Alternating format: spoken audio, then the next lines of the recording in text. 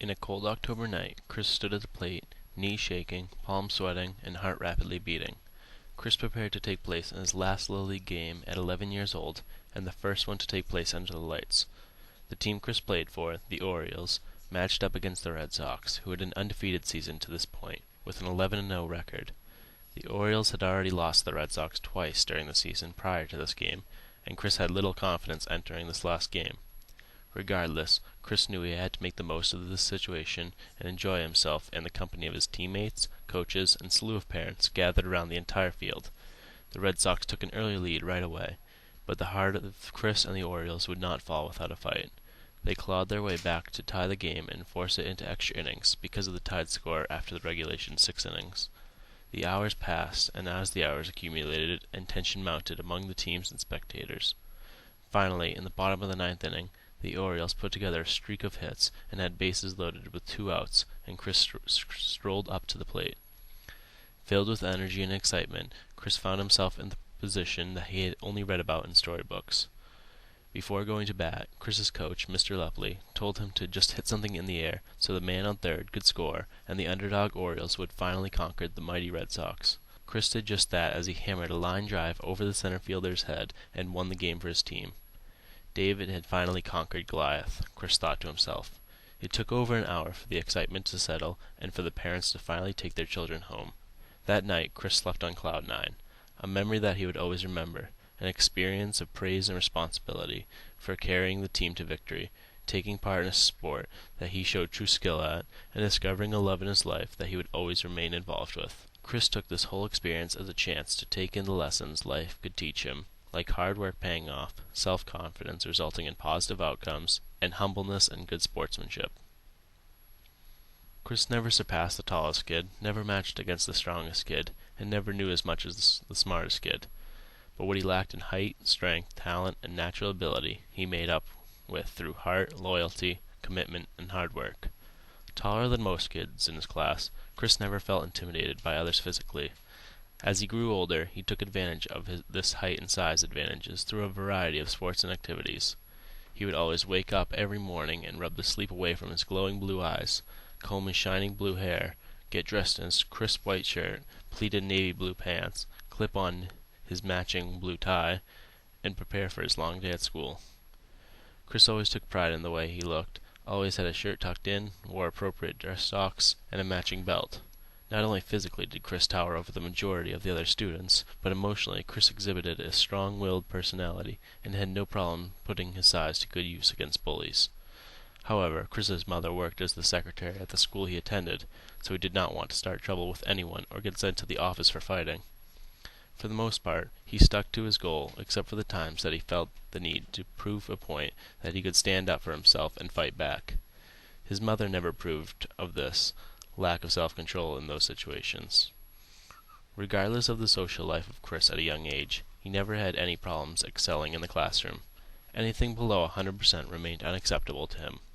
He does not remember if this mindset came from his mother's push for him to succeed or from his own mental motivation, but either way, he excelled in every subject at every grade level, and had no problem dealing with modesty as he let everyone know about his stellar grades and performance in the classroom.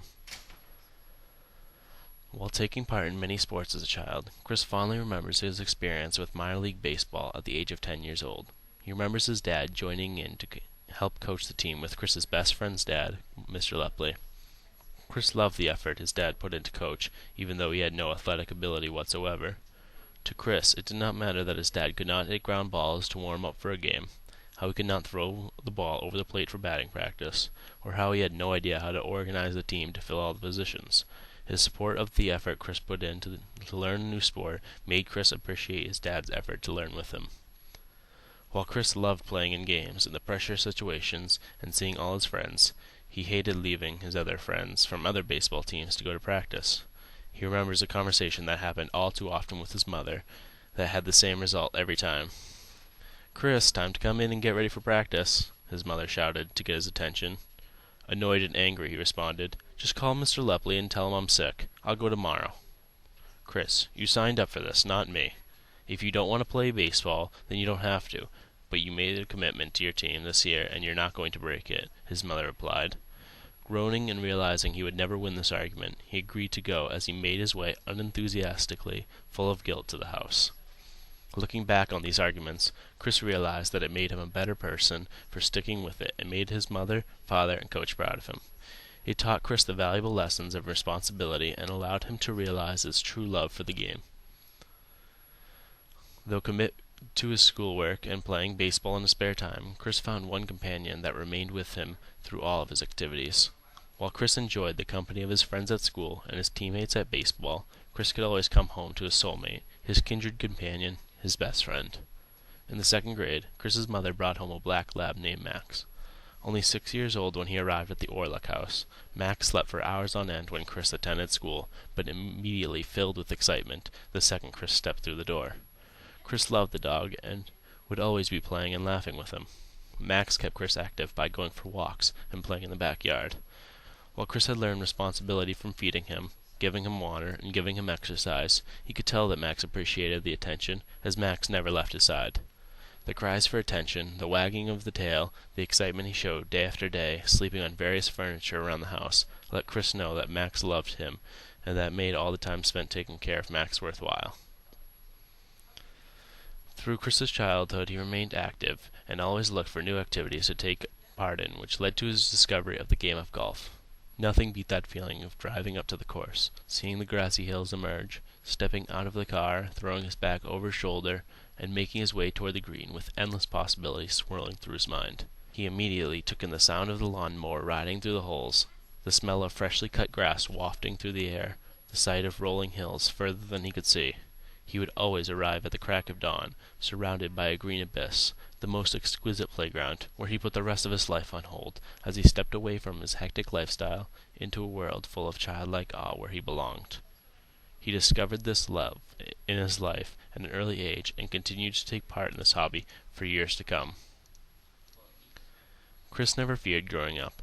He never feared time passing, loss of friends, or things changing. Chris knew time could not stop, time would not slow, or speed up. Chris loved the idea of changing and moving on to bigger and better things.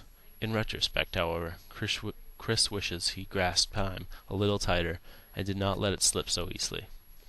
As time passed, Chris became more concerned with critical questions that needed answers, philosophical questions that Chris wanted to know so he could discover the direction his life would take. Is there a God? What is the meaning of life? When will I die? Who will I marry? He asked himself.